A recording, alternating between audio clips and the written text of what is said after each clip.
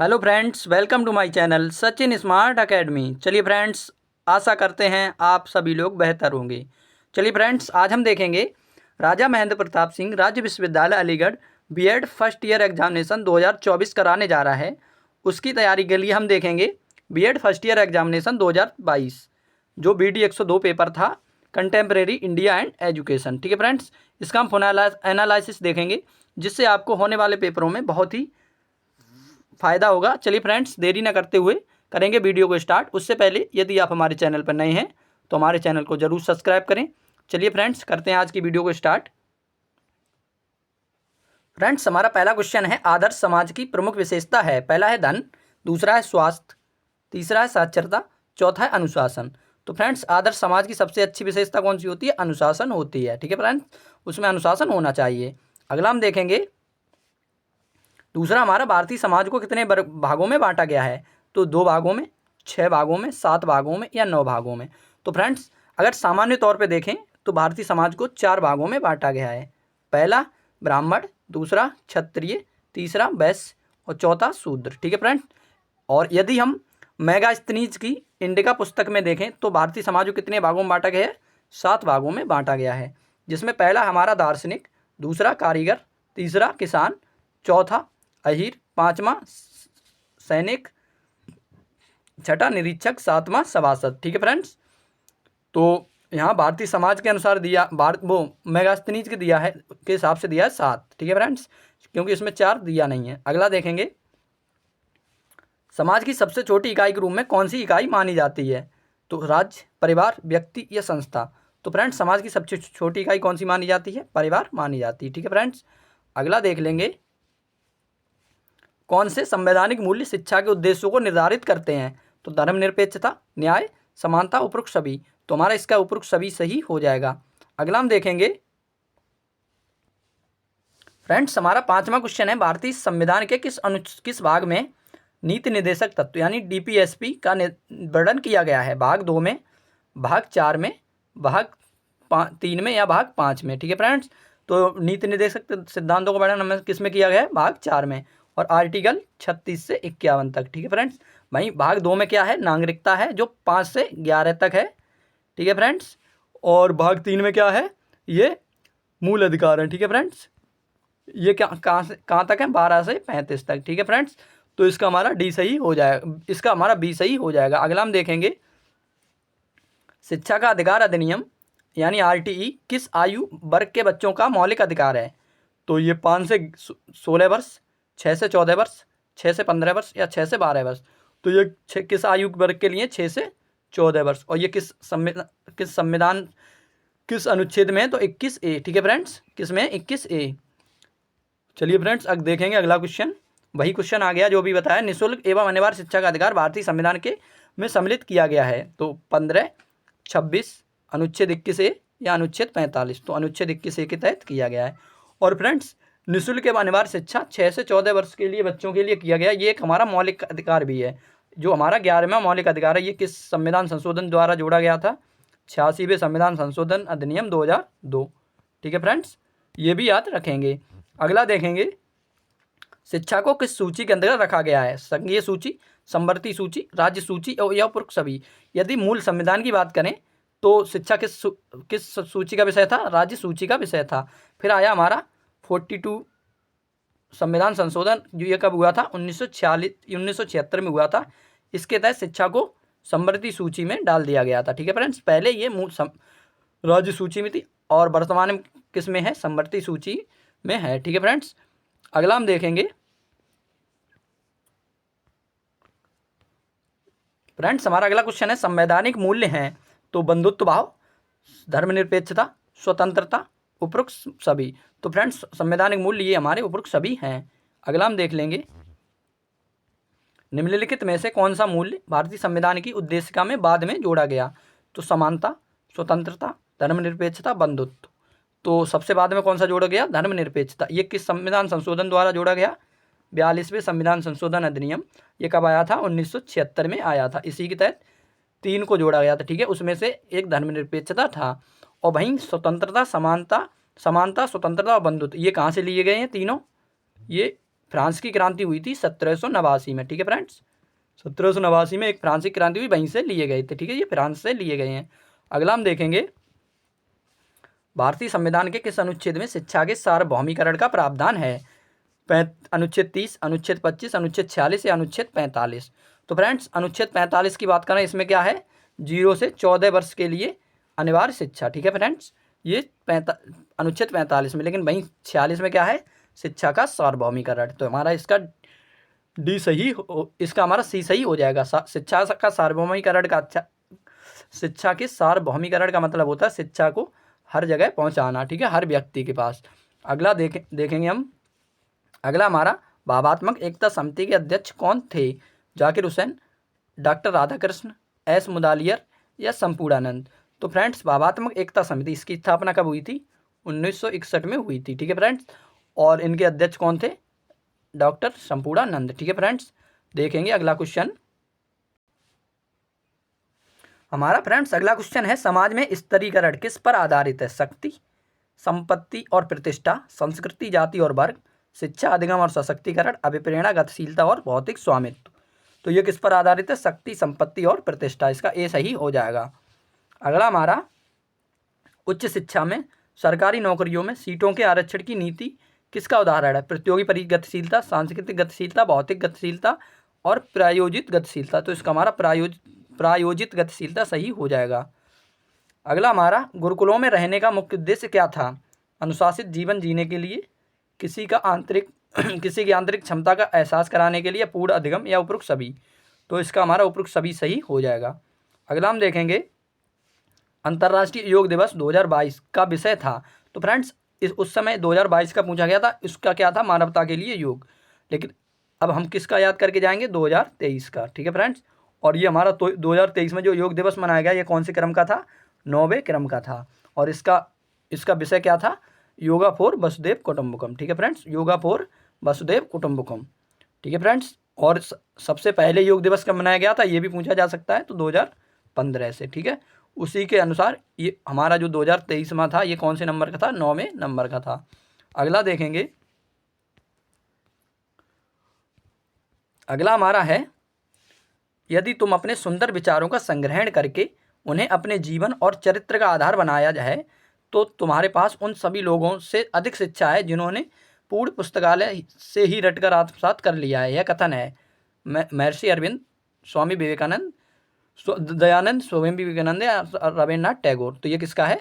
स्वामी विवेकानंद का है। ठीक है फ्रेंड्स, ये किसका है? स्वामी विवेकानंद का। अगला हम देखेंगे, शरीर, बुद्धि और आत्मा तीनों का साम्राज्य सम्मिश्रण पूर्ण विकास व्यक्ति के निर्माण के लिए आवश्यक है और यह शिक्षा की सच्ची शक्ति का आधार है। स्वामी विवेकानंद, महात्मा गांधी, स्वामी दयानंद या रविन्द्रनाथ टैगोर? ये भी स्वामी विवेकानंद का है।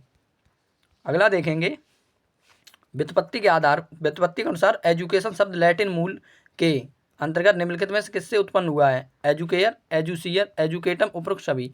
तो हमारा उपरोक्त सभी सही हो जाएगा। अगला हम देखेंगे, 20वां क्वेश्चन हमारा है, डाइट की स्थापना किसकी सिफारिश में से एक का परिणाम है? तो राष्ट्रीय शिक्षा नीति 1986, शिक्षा आयोग 1966, विश्वविद्यालय शिक्षा आयोग 1948-49, माध्यमिक शिक्षा आयोग 1952-53? तो ये किसकी सिफारिश पे हुई थी? एनईपी 1986। ठीक है फ्रेंड्स, अगला हमारा, राष्ट्रीय ज्ञान आयोग के अध्यक्ष कौन थे? मनमोहन सिंह, सुखदेव थोराटे, सैम पित्रोदा, स्मृति ईरानी? तो इसका सैम पित्रोदा सही हो जाएगा। अगला देखेंगे, राष्ट्रीय एकता का अर्थ संस्कृति आदि की भावना डैश, राष्ट्रीय एकता के प्रेम, राष्ट्रीय एकता, राष्ट्र के प्रति प्रेम, एकता, समान समझ और इनमें से कोई नहीं? तो राष्ट्र के प्रति प्रेम। ठीक है फ्रेंड्स, अगला देखेंगे, अगला हमारा, शिक्षा के व्यवसायीकरण का लक्ष्य है ज्ञान के साथ साथ व्यवसाय के लिए छात्रों को तैयार करना, उदार शिक्षा को व्यावसायिक शिक्षा में परिवर्तित करना, सामान्य शिक्षा की तुलना में व्यवसाय को अधिक महत्व देना। चौथा है उदार शिक्षा को रोजगार उन्मुख बनाना। तो इसका हमारा होगा ज्ञान के साथ साथ व्यवसाय के लिए छात्रों को तैयार करना। अगला देखेंगे, ऑपरेशन ब्लैक बोर्ड संबंधित है एनसीटीई से, कोठारी कमीशन से, एनईपी 1986 से, यूजीसी से? तो ये ऑपरेशन ब्लैक बोर्ड किससे संबंधित है? NEP 1986 से। अगला देखेंगे, आदर्शवाद के प्रवर्तक कौन हैं? प्लेटो, जॉन डीवी, रूसो, स्पेंसर। तो आदर्शवाद के प्रवर्तक कौन हैं? प्लेटो महोदय हैं। अगला देख लेंगे,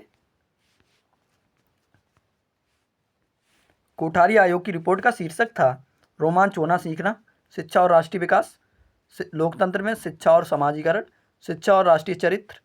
तो इसका शिक्षा और राष्ट्रीय विकास सही हो जाएगा, इसका ए सही, बी सही हो जाएगा। अगला देखेंगे, उपनिषदों में प्रतिपादित दर्शन के रूप में जाना जाता है योग, वेदांत, अद्वैत या सांख्य। तो इसका कौन सा सही हो जाएगा? वेदांत सही हो जाएगा। ठीक है फ्रेंड्स, इसका बी सही हो जाएगा। अगला देखेंगे, शिक्षा में अवसरों की समानता से अभिप्राय है कि प्रत्येक छात्र अपनी क्षमता और समाज में स्तर के अनुसार सुविधा प्राप्त करे। समाज के स्तर के अनुसार नहीं, अपनी योग्यता और रुचियों के अनुसार सुविधा प्राप्त करें। ये अपना सही हो जाएगा। प्रथम श्रेणी में उत्तीर्ण करें, ये भी नहीं। समान संख्या में पुस्तक और स्टेशनरी प्राप्त करें, ये भी नहीं। तो इसका बी सही हो जाएगा। अगला देख लेंगे, एक रिक्शा चालक का पुत्र संघर्ष करता और एक इंजीनियर बन जाता। यह उदाहरण है सामाजिक गतिशीलता, सामाजिक परिवर्तन, सामाजिक सशक्तिकरण, सामाजिक स्तरीकरण। तो इसका सामाजिक गतिशीलता सही हो जाएगा। अगला देखेंगे, देश की गरीबी और भुखमरी को लक्षित करते हुए यह किसने कहा था कि यदि भारत में भगवान अवतरित हो तो वह पाव रोटी के रूप में हो? महात्मा गांधी, जवाहरलाल नेहरू, श्रीमती इंदिरा गांधी, राजीव गांधी या महात्मा गांधी। तो ये महात्मा गांधी ने कहा था।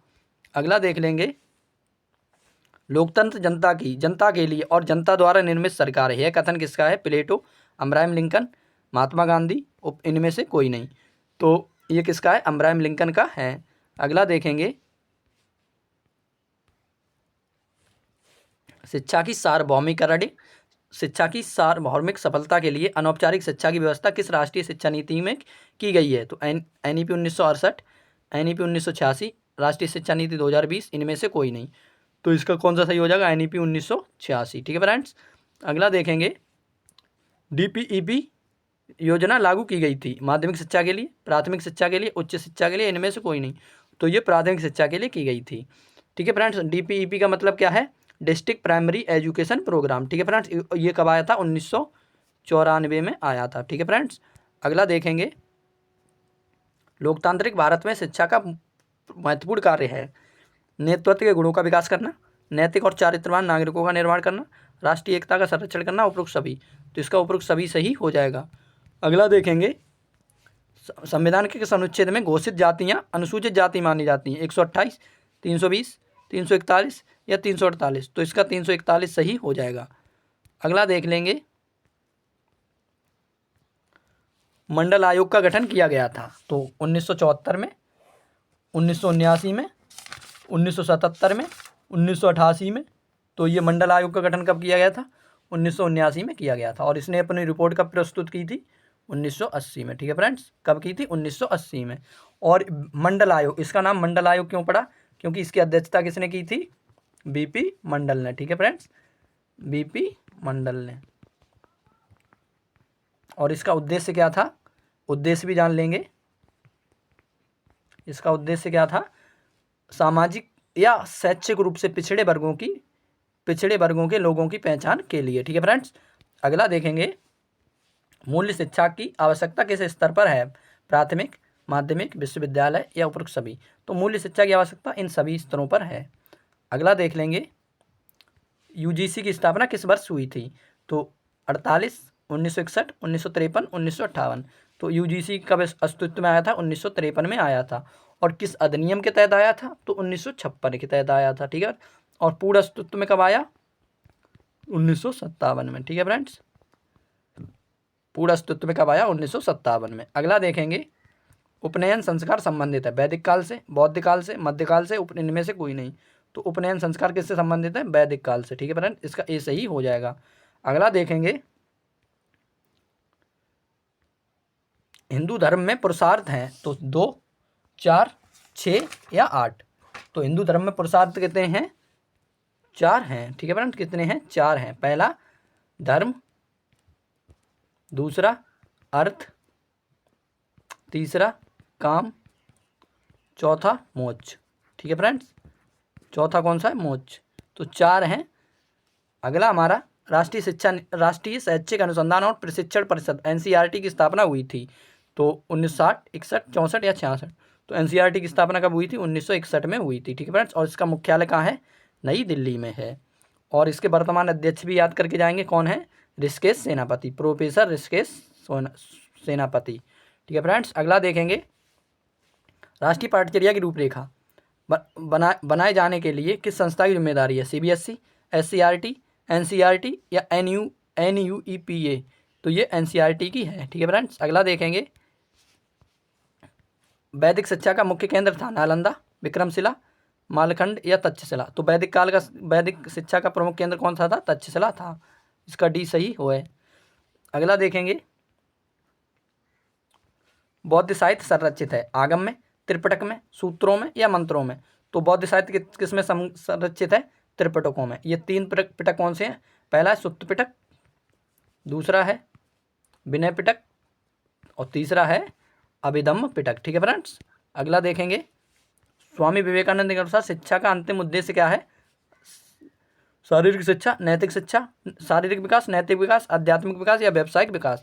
तो स्वामी विवेकानंद के अनुसार सबसे अच्छा विकास कौन सा है? नैतिक विकास। ठीक है फ्रेंड्स, अगला देखेंगे महात्मा गांधी द्वारा शिक्षा की कौन सी पद्धति का प्रतिपादन किया गया? बुनियादी शिक्षा पद्धति, बाल केंद्रित शिक्षा पद्धति, समवाय पद्धति या उपरोक्त में से कोई नहीं? तो महात्मा गांधी द्वारा कौन सी है? बुनियादी शिक्षा पद्धति। इसका ए सही हो जाएगा। अगला देखेंगे अष्टांग अभ्यास से संबंधित कौन सा दर्शन है? तो अष्टांग अभ्यास से कौन सा दर्शन संबंधित है? सांख्य दर्शन, न्याय दर्शन, वेदांत दर्शन या योग दर्शन? तो इससे योग दर्शन संबंधित है। ठीक है फ्रेंड, योग दर्शन में कितने अष्टांगिक मार्ग हैं? तो 8 हैं। इसी का नाम इसी से इनका नाम अष्टांगिक मार्ग पड़ा है। पहला है यम, दूसरा है नियम, तीसरा है आसन, चौथा प्राणायाम, पांचवा प्रत्याहार, छठा धारणा, सातवां ध्यान, आठवां समाधि। ठीक है फ्रेंड्स, याद करके जाएंगे। अगला हमारा कौन सा दर्शन वेदों पर आधारित है? तो सांख्य, चार्वाक, जैन या बौद्ध या जैन? तो फ्रेंड्स कौन से दर्शन वेदों पर आधारित होते हैं? जो आस्तिक होते हैं। और आस्तिक दर्शन कौन से हमारे? 6 हैं।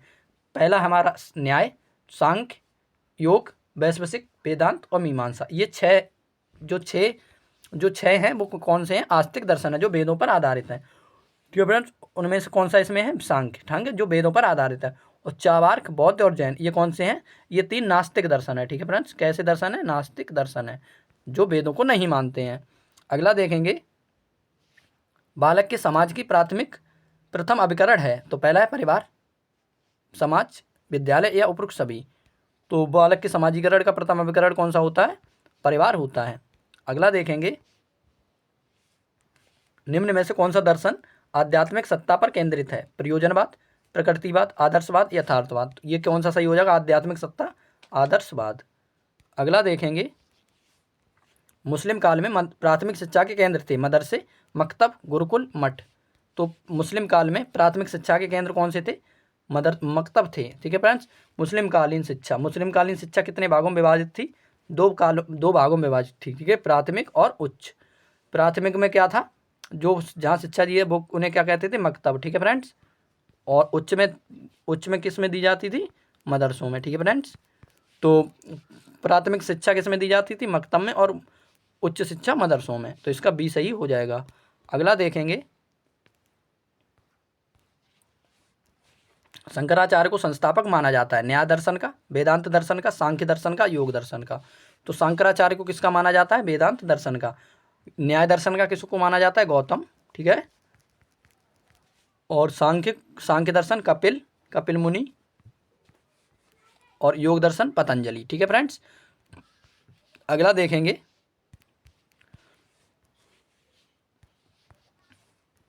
प्रारंभिक शिक्षा का सार्वभौमिकरण है एक संवैधानिक प्रावधान, मौलिक अधिकार, उपरोक्त दोनों, इनमें से कोई नहीं? तो इसका उपरोक्त दोनों सही हो जाएगा। अगला देखेंगे जिला शिक्षा और प्रशिक्षण संस्थान डाइट बनाने की सिफारिश की गई। एनईपी 1992, कोठारी आयोग, एनईपी 1986, मुदालियर आयोग? तो इसका एनईपी 1986 सही हो जाएगा। अगला देखेंगे सर्व शिक्षा अभियान ऐसे संबंधित है प्राथमिक शिक्षा से, माध्यमिक शिक्षा से, प्रारंभिक शिक्षा से, उच्च शिक्षा से। तो सर्व शिक्षा अभियान किससे संबंधित है? प्राथमिक शिक्षा से। इसका ए सही हो जाएगा। अगला हम देखेंगे, निम्नलिखित में से कौन सा शिक्षा का औपचारिक अभिकरण है? परिवार, धर्म, कॉलेज और विद्यालय, राज्य। तो औपचारिक कौन सा होता है? परिवार होता है। ठीक है फ्रेंड्स, इसका ए सही हो जाएगा। अगला देखेंगे, वंचित वर्गों में कौन सम्मिलित है? अनुसूचित जातियां और जनजातियां, महिलाएं, शिक्षा और शारीरिक और मानसिक रूप से दिव्यांग, उपरोक्त सभी। तो इसका हमारा उपरोक्त सभी सही हो जाएगा। अगला देखेंगे, राष्ट्रीय ज्ञान आयोग के अध्यक्ष कौन थे? प्रोफेसर कोठारी आयोग, Sam Pitroda, doctor Sampurnanand, doctor Zakir Hussain. तो ज्ञान आयोग के अध्यक्ष कौन थे? डॉक्टर संपूर्णानंद। ठीक है फ्रेंड्स। अगला देखेंगे, सामाजिक वंचन अभाव से सबसे अधिक प्रचलन में था? ब्रिटिश काल में, बौद्ध काल में, उपनिषद काल में या वैदिक काल में? तो सामाजिक वंचन सबसे अधिक प्रचलन में था वैदिक काल में। इसका डी सही हो जाएगा। अगला देखेंगे,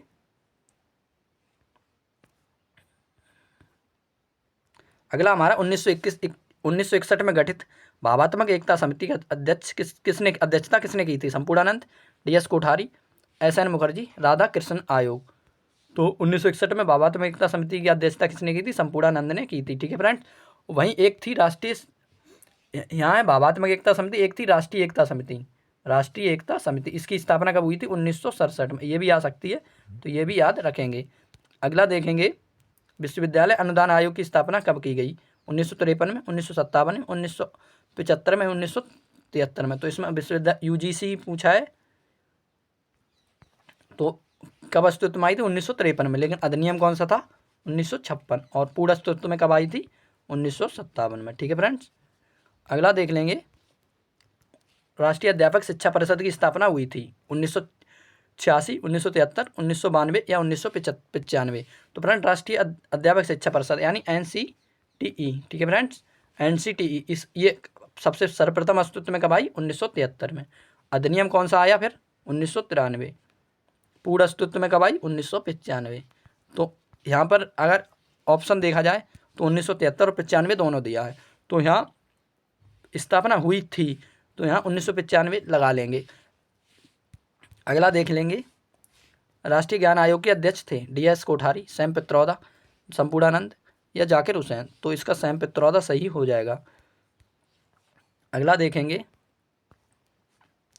महर्षि अरविंद ने किस पत्रिका का संपादन किया था? यंग इंडिया, वंदे मातरम, मातृभूमि, इनमें से कोई नहीं।